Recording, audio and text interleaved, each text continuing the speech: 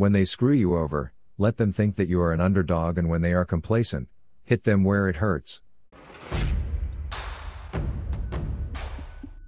A loving relationship forms a sacred bond of trust with a promise of commitment. When this results in lies and infidelity, this manifests heartbreak, betrayal, and for some, a need for justice.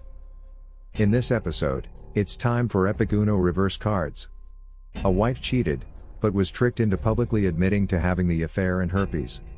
A secretive woman cheats, manipulates, lies, and leaves her victim to take the blame, but it backfires.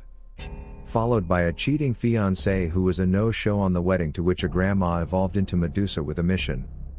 The last story, so majestic and horrible at the same time. A raging wife gets her husband addicted to drugs and makes him lose all in life. Naturally, viewer discretion is advised. These revenge acts might be disturbing to snowflakes. This story is about 12 years old. In college, I met the woman who I thought was the one. We dated for about 2 years and had a big wedding after a 10-month engagement. Her family was pretty well-to-do in a small southern town. We were both continuing our educations, and I was also working to support us. I was pursuing a master's in engineering while she was finishing her doctorate in anthropology. Over the summer, an opportunity came up for her to make some extra money going as an aide on a religious studies trip to Jamaica.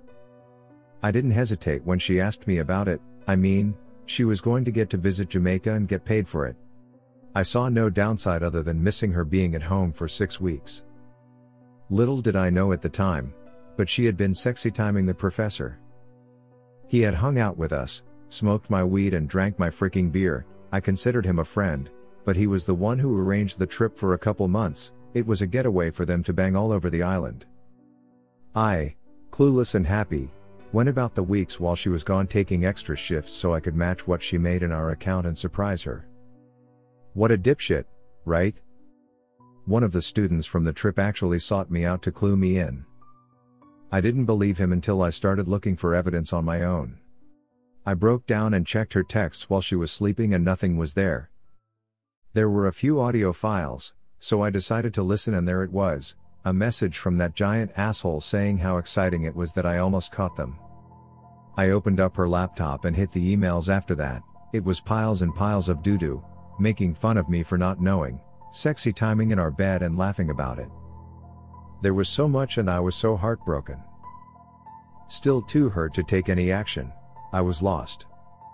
I had no idea what to do, so I sat on it for a couple weeks and acted as normally as I could. I noticed everything now. I felt so stupid for not seeing it before. So many signs. One stuck out in particular. I noticed that our stash of homemade weed lube was going down even though we weren't having sex. Side tip: if you've never tried it, I highly recommend giving it a go. It was obvious they were also using the fruits of my labor to get off more effectively. This really pissed me off. Like unreasonably so, Hulk freaking mad. It finally all hit me. I was a goddamn joke to these asswipes, and they were using the lube I made and sexy timing in my bed. I didn't hurt anymore, I just wanted to make them hurt. So, while she was studying at the library, I made a new batch of lube. I put enough weed in it for it to smell like normal, but I also added some poison ivy from our backyard to the mixture, and after refilling the spray bottle we used for application, I waited. A few days go by and I'm working extra so I can be out of the house more, and bam, bait taken. That night after she goes to sleep, my plan goes into action. I sneak her phone away and delete my contact, while replacing his phone number in his contact as mine. I go to bed but can't sleep because it feels like I'm 5 and tomorrow is Christmas. Dawn arrives and she's in the shower. I get a text. "I'm super itchy, are you okay? Now Lord, now is my time." I answered back, "Look, I thought it had cleared up, but I guess I had a flare up. I'm sorry, but I've got herpes, and I guess you do now too." I heard this cheating prince's squeak in the shower from afar. I'm covering my mouth, damn near losing it. I went on to text her that it was time to end things now. A new semester was about to start and I kind of have a little crush on another teaching assistant. I wanted her mad. This is a woman that never got told no growing up, and never had to deal with rejection. Let alone from a balding dude in his 50s with herpes. When she got out of the shower, it was obvious she had been crying, but I could see the anger in her eyes. I could see how uncomfortable she was, squirming at the table drinking coffee and mulling the situation over. Another little nudge is what she needed. The reply I gave her to her pages and pages of anger and sadness was, "Thanks for the good times, but can you keep this a secret between us? I don't want to ruin my chances with anyone else." She's flushed with anger now, just seething. She gathered her keys and headed out the door without even saying goodbye to me.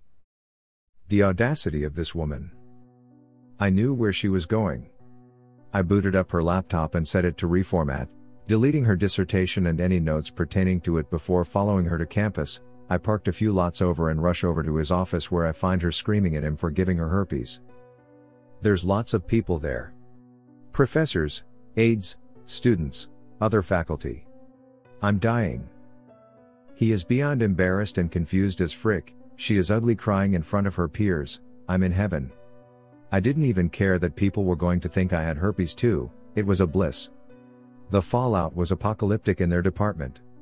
He lost his job due to code of conduct at the university. We got divorced the following year, because state law was we had to be separated for 1 full year before being granted a divorce. I got to keep most of the assets, primarily savings, and not a ton, but I worked for it. She never finished her doctorate and went on to be a perpetually pregnant housewife that sells Herbalife on Facebook, and he teaches high school now. It took a few years for it all to unfold, but watching it was glorious. Just glorious.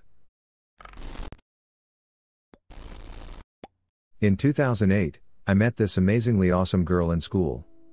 Let's call her Cheetah Rita. I was 21 and she was just about to turn 19, and we both knew what love was for the first time in our lives. We were both going to a community college, me for theater design and her for education. We lived about half an hour apart, but that was nothing more than a minor inconvenience because we spent every free moment between classes together. Come to think of it, that slight distance was actually pretty nice, because being home at least forced us to focus on homework and taking care of ourselves, and visiting each other at home was that much more special. Cheetah Rita graduated with her associates in 2009 and moved away to a state school to finish up her degree in early childhood special education. Like before, the distance was not a concern because it was a short train ride away and I'd spend 1 or 2 weekends a month down there with her. I proposed to her on Valentine's Day 2010.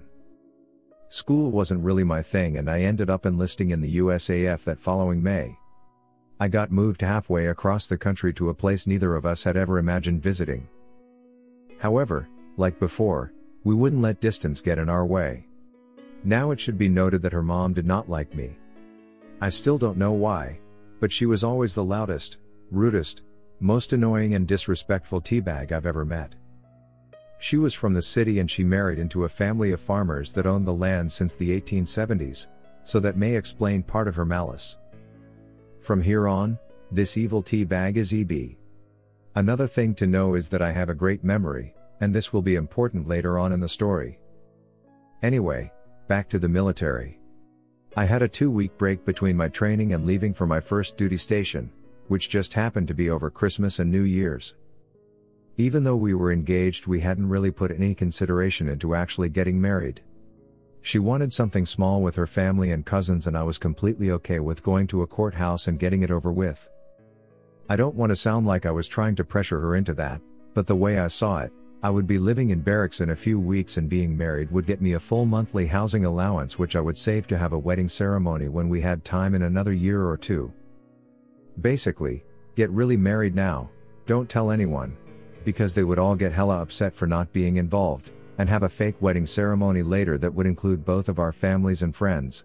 It turns out that because I was living in barracks, I wasn't allowed to collect the housing allowance, and when 6 months later they realized I was actually married, they would have kicked me out and made me get a house on base. Either way, we didn't get married when I was home on leave and took an Amtrak train out west.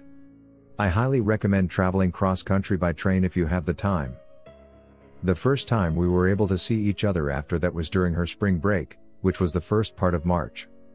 Cheetah and I finally eloped in a courthouse and spent the next few days glued to each other sexy time style like every young married couple should. I flew back home for a couple weeks in June, and this is when things started to unravel. Easter Seals, for those who don't know, runs summer camps for special needs kids, and my new wife volunteered to be a counselor for the last 7 weeks of the summer. The last time I saw her that summer was just after her June birthday when I dropped her off at camp.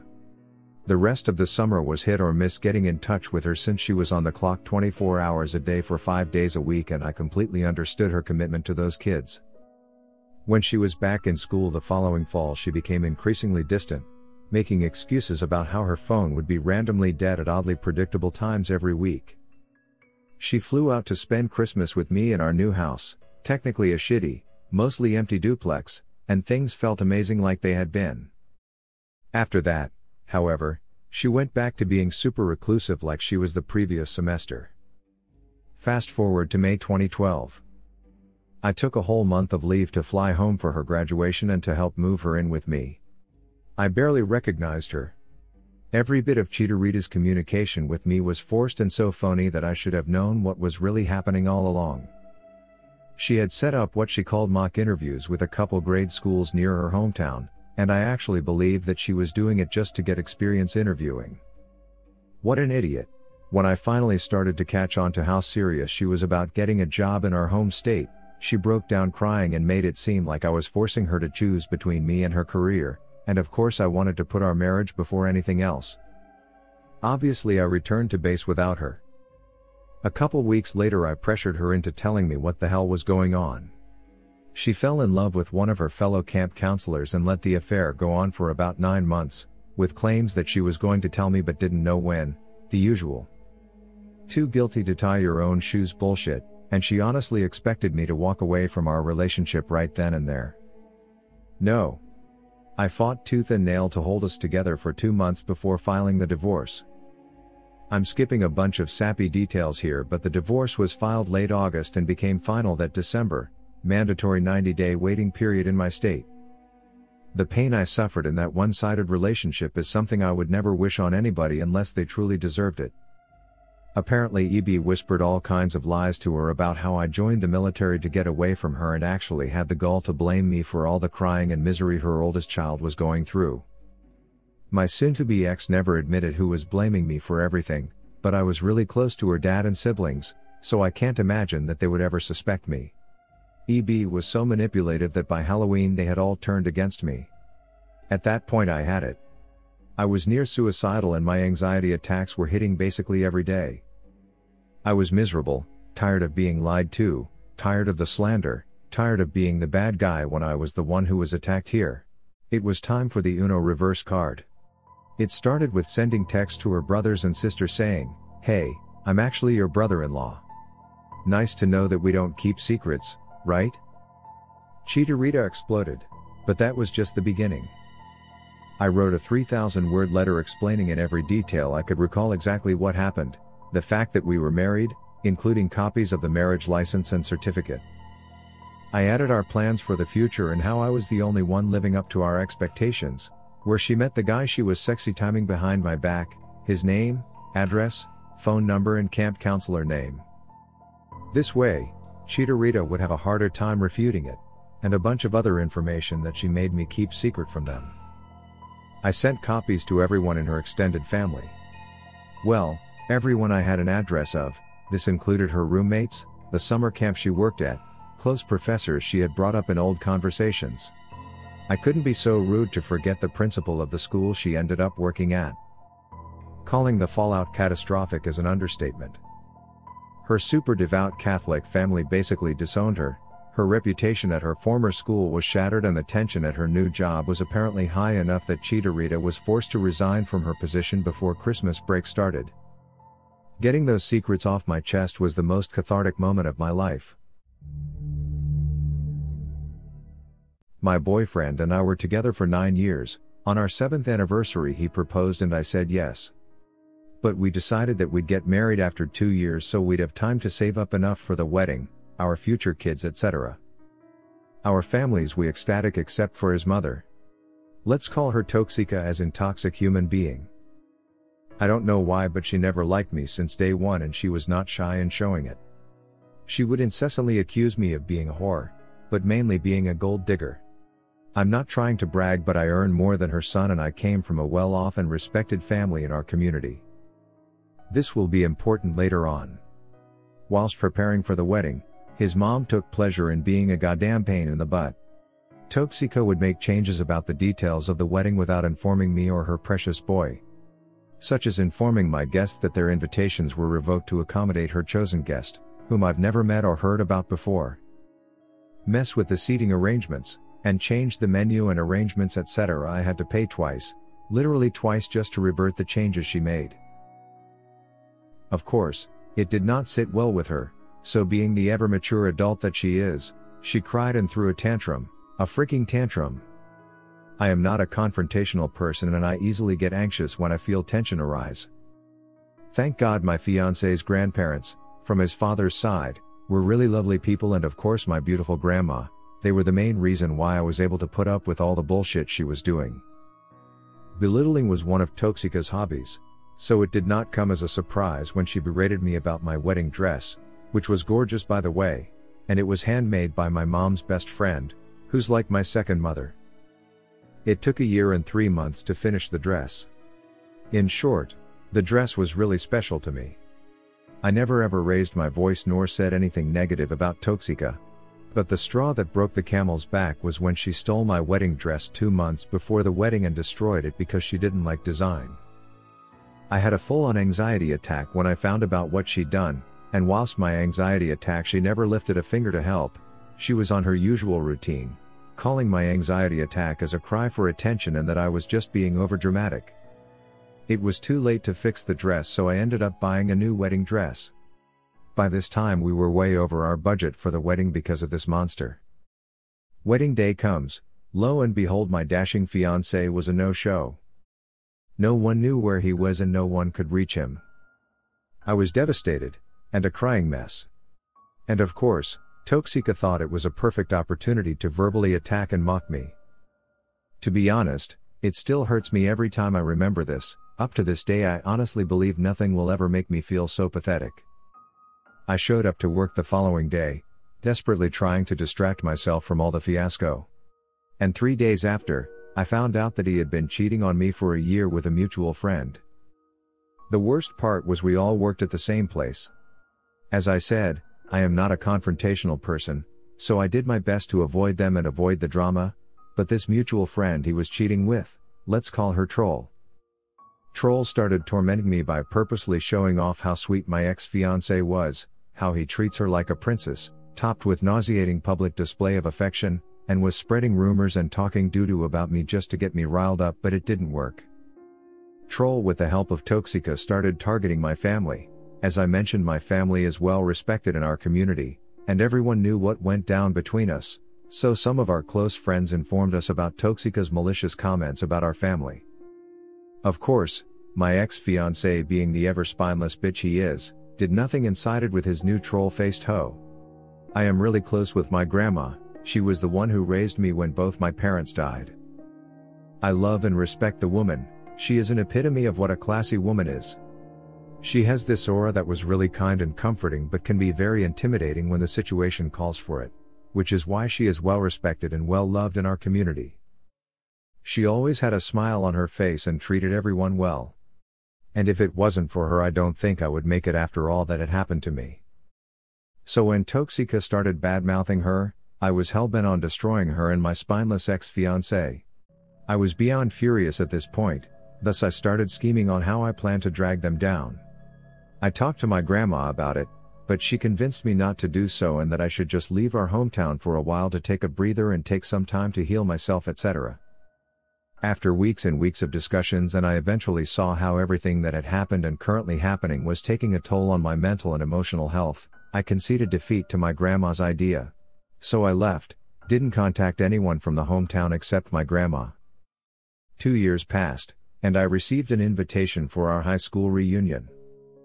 By this time, I've been really missing my friends and family, so I decided that it was high time to return and reconnect with my old friends and family. Everyone was surprised to see me, but everyone was really warm and welcoming. it certainly felt like I was back home. Everything was going well. I was in line to get a refill of my drink when I overheard two girls blabbering about how Troll was pregnant and the father of the child was a married man. I was curious as hell, but decided not to pry about since I no longer want to be on the loop about whatever was going on about them. The following day, I met up with my favorite cousin, and my curiosity got the best of me, so I asked him about what went on when I left. And oh boy, I was not ready for the tea. My grandma always had a gleeful disposition, she always greeted everyone and engaged in small talks with anyone. But apparently, when I left she started to act differently. The happy grandma from the next door was gone, she always had a gloomy smile, even the way she talks changed. She talked about how bad she felt for me, how she was hurting so much that her precious granddaughter was going through such a rough time. How it broke her heart knowing that she couldn't do anything to ease my pain. People around us knew Grandma as someone who hates to be seen as weak and helpless, thus it was truly a heartbreaking surprise when they saw Grandma at such state. Despite her lamenting about my unfortunate situation, she had nothing but kind words for my ex-fiancé, Toxica, and Troll. Everyone revered me and my grandma for handling the situation ever so gracefully, their words not mine. Despite all the bad blood, we took the high road. People now started treating ex-fiancé and Toxica differently, they became a social pariahs. After hearing what both ex-fiancé and Toxica did and how they treated me, especially Toxica, most family members cut their ties with them. Toxica's husband, a good man, but very timid, apparently was my grandma's student, filed for a divorce and declared that Toxica could have whatever she wanted for the marriage as long as he doesn't have to deal with her anymore. As for the spineless ex-fiancé, most of our mutual friends sided with me through the ordeal. Ex-fiancé was being groomed to be promoted for a takeover as the department chief, and this was huge because if it went through, ex-fiancé would be the youngest chief in the company's history, but due to what had happened and the fact that his boss, my second mom's husband, was a close family friend of ours, it all went down the drain. Ex-fiancé was not fired from his job because boss thought it would be such an easy way out, and because my grandma spoke to boss that firing ex-fiancé would be wrong and unprofessional and again playing her sweet old lady card. Troll was caught having an affair with her boss, unfortunately this boss of hers was married. The wife found out about the affair but didn't know who the third party was. Obviously, divorce papers were filed, and both parties agreed that it was a no-fault divorce. Until, the wife received incriminating evidences of both Troll and the boss which were sent anonymously. Grandma hired a private investigator to collect enough evidence to incriminate both Troll and the cheating boss. Not only did the wife sue for 80% of their property, but she also filed case to have Troll's license to be revoked on grounds of moral turpitude. As the investigation went on, they found out that Troll and her cheating boss had been stealing from the company. One thing people did not know about my grandma is that, she's really conniving. She knows how to play that sweet lady card all too well. My grandma likes to share a little advice with you all: when someone screws you over, let them think that you are an underdog, and when they are complacent, hit them where it hurts. I needed to go into DC for a couple hours yesterday afternoon to tie a few things up at work before leaving for vacation. I didn't leave until a bit after noon, so I was pretty hungry and decided to stop at this nice little deli/grocery store on the way for a sub. It's a small establishment, but pretty popular. The parking lot is kind of weird, the spaces are on the small side and it's very narrow. I drive a full-size truck because I have to tow heavy stuff often. I spot a corner space that's going to be easy for me to get in and out of, so I go for it. I back in partially and then pull out to straighten it up, and a lady swoops in my space in a little Fiat. I put my truck in park and look back through the window. She was on the phone. When I gave a little honk, she looked up and gave me the finger. I gave her a slow shaking head and a thumbs down. I don't know why, but that gesture seems more impactful to me. Like disappointment versus anger.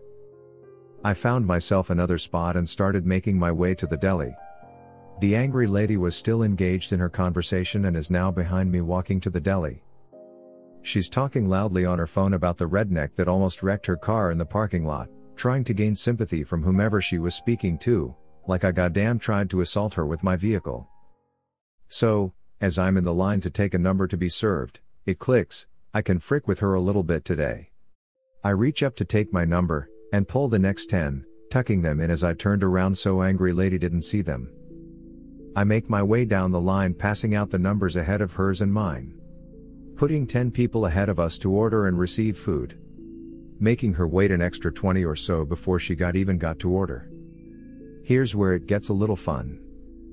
My number was directly before hers, so I just waited at the counter after they called mine.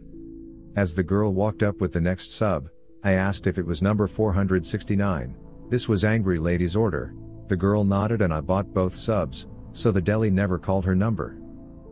I don't know how long she waited before she asked about her order. I do hope she wasn't an asshole to the workers though. The second part of this is what I did with the extra sub. Part of that is being kind to strangers. I work in DC, there are a ridiculous amount of homeless people here, so I pack an extra lunch a few days a week to eat with some random person. The extra sub was gonna be my lunch date with whoever I ran into that looked like they needed a meal after I parked my truck. I found my overpriced parking spot quickly and grabbed the sandwiches and a couple bottles of water before making the ride towards work. I spotted a guy sitting on a bench with a little sign asking for change. I asked him if he'd like to have lunch with me. His eyes lit up and he shook his head yes. We had a little causal conversation and he asked me why I bought him a sandwich. I told him that oddly enough I bought it out of spite and told him how I came into ownership of the food. He laughed, said it was fate that revenge brought him a sandwich and proceeded to tell me the following story that led him to the life he now lives. He was a young investment banker in the late 90s making serious money. He was married and had a sex addiction. He would spend thousands of dollars on high-dollar hookers to do all kinds of weird shit to him. He eventually got himself a sugar baby and set her up with an apartment in the city. He had no interest in children but his wife did, so he got a secret vasectomy. Thinking that he was only going to be sexy timing 2 people now, he liked the idea of no condoms or babies at either house. His plan was to stay at the apartment for a couple weeks to heal while his wife thought he was in San Francisco for business. Unfortunately for him, his urologist's office called his home line to check in after a couple days. This is when his wife started to learn of all his illicit behavior. The cheating, the spending, the stealing of her future family. Over the weeks he was gone, she uncovered his secrets to her. And she sat on it. He told me in the weeks and months after his vasectomy, she started wanting to go out, get drunk, experiment with drugs and group sex. He was amazed at how much he and her were in sync now. He loved their newfound lifestyle. He really loved the cocaine. So much that he had to evict his sugar baby from the 7-8K he was spending a month on blow. He couldn't handle the expense anymore along with his habit. Luckily, his wife was still ride or die with the swinging, snorting life they had built, so he was going to be okay. And she was, going along with every fantasy, recruiting men and women to have sexy time with. She kept building up this fantasy of having a threesome with his boss's wife.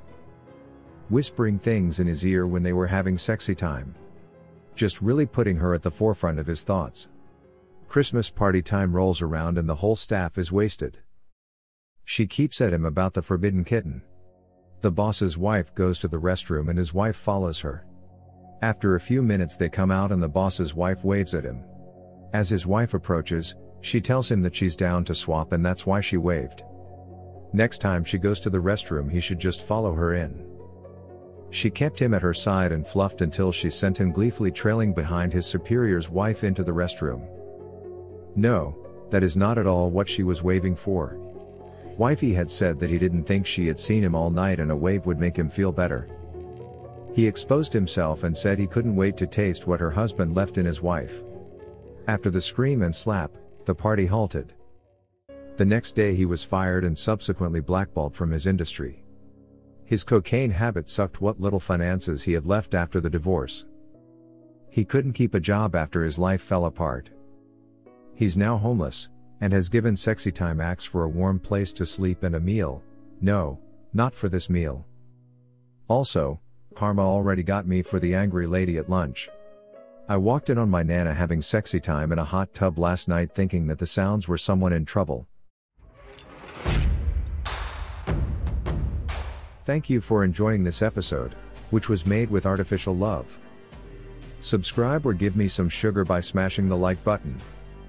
Royal AI would love to hear your experience or what you think of these stories in the comment section.